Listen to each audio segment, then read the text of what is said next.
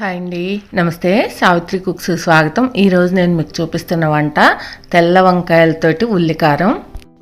వంకాయలతో అయితే మాత్రం మనం బోల్డ్ అనే రెసిపీస్ చేయొచ్చు. ఆల్రెడీ మన ఛానల్లో బోల్డ్ అనే వంకాయ రెసిపీస్ ఉన్నాయి. అలాగే వంకాయ నిల్వ పచ్చడి ఉంది, వంకాయ పండుమిర్చి నిల్వ పచ్చడి కూడా ఉంది. ఎవరైనా కావాలంటే ఒకసారి చూడండి. ఇంక ఈ వంకాయ ఉల్లికారం నేను ఎలా చేస్తానో చూపిస్తాను. మీరు కూడా చూసి తప్పకుండా ట్రై చేయండి. ఇక్కడ నేను ఒక 6 వంకాయలు తీసుకున్నాను. ఇవి అమ్మ ఒక మొక్క వేస్తే అక్కడ కాచాయి అన్నమాట, అవి పంపించింది. కాయలు కాసిన తర్వాత అప్పటికప్పుడు కోసి కూర చేసామంటే ఎంత రుచిగా ఉంటుందో. ఇంక ఇప్పుడు ఈ వంకాయలను కట్ చేసేసుకుందాం. ఒక గిన్నెలో వాటర్ వేసేసుకొని కొంచెం ఉప్పు వేసుకోండి. మీరు ఎప్పుడు ఏ కూరకి వంకాయలు కట్ చేసుకోవాలన్నా ఇలా ఉప్పు వేసి పెట్టుకుంటే ముక్కలు అనేవి కలరు మారవు, కండ్రెక్కకుండా ఉంటాయి. ఇంక ఇప్పుడు ఈ వంకాయలని ఇలా కట్ చేసుకోవాలి. ముందు 4 భాగాలుగా ఇలా కట్ చేసుకొని తొడిమ తెక్కకుండా కట్ చేసుకోండి. కొంచెం కాయలు పెద్దగా ఉన్నాయి కాబట్టి మళ్ళీ ఇలా కూడా కట్ చేస్తున్నాను. మొత్తం 6 భాగాలుగా కట్ చేసుకోవాలి. ముక్కలు అనేవి విడిలిపోకుండా జాగ్రత్తగా ఇలాగే కట్ చేసేసుకొని మనం ఉప్పు వేసి ఉంచుకున్న వాటర్లో వేసేసుకోవాలి. మిగతావన్నీ కూడా అలాగే కట్ చేసేసుకోండి.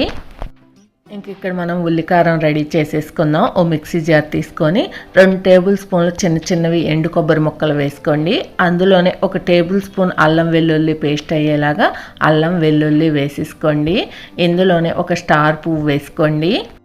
2 చిన్నవి దాల్చిన చెక్క ముక్కలు, 4-5 లవంగాలు కూడా వేసేసుకోండి. ఒకసారి మిక్సీ పట్టేసుకోవాలి ఇవన్నీ కూడా.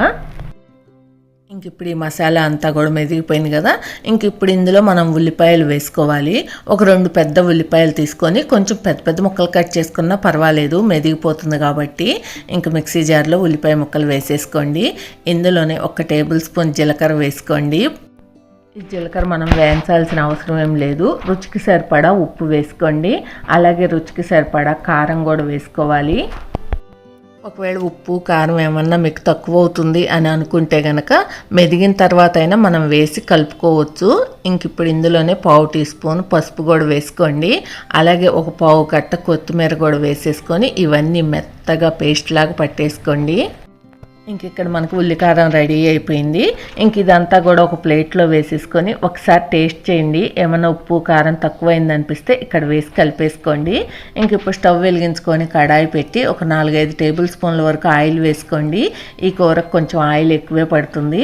ఇంక ఇలా ఆయిల్ వేడెక్కిన తర్వాత మనం కట్ చేసుకున్న వంకాయలన్నీ కూడా ఇలా వరుసవారీ పెట్టేసుకోవాలి.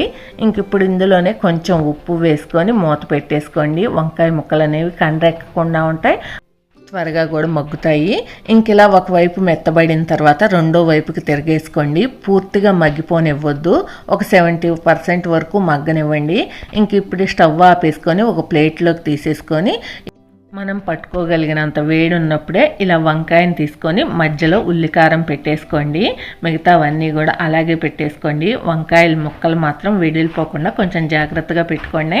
ఇంక ఇప్పుడు స్టవ్ వెలిగించుకొని మిగతా ఆయిల్ ఉంది కదా, మనం ఇందాక వంకాయలు వేయించుకున్న ఆయిల్, అందులో ఈ ఉల్లికారం వేసేసి 1 నిమిషం పాటు ఇలా వేయించుకోండి.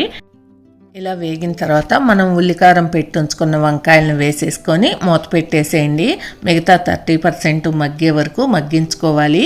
ఇంక ఇప్పుడు వీటిని ముక్కలను గెరెట్ పెట్టి తిప్పకుండా ఇలా కదిలిస్తూ ఉండండి.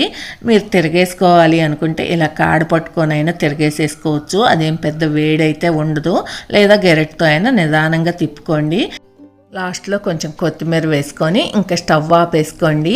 ఈ కూర అనేది త్వరగానే మగ్గిపోతుంది. ఆల్రెడీ మనకు వంకాయలు కొంతవరకు మగ్గిపోయి ఉన్నాయి కాబట్టి 1-2-3 నిమిషాల్లోనే మగ్గిపోతుంది. అంతే, ఎంతో టేస్టీగా వంకాయ ఉల్లికారం రెడీ అయిపోయింది. మీరు కూడా తప్పకుండా ట్రై చేయండి. మీకు ఈ వీడియో నచ్చితే ప్లీజ్ లైక్ చేయండి, షేర్ చేయండి, సబ్స్క్రైబ్ చేయండి. Thank you for watching. Bye bye.